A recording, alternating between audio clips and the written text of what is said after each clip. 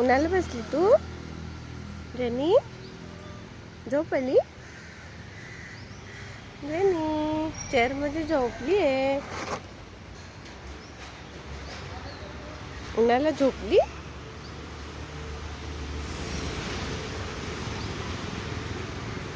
Jenny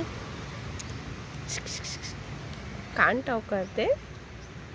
आहा आहा jenny इकडे बघ की ग.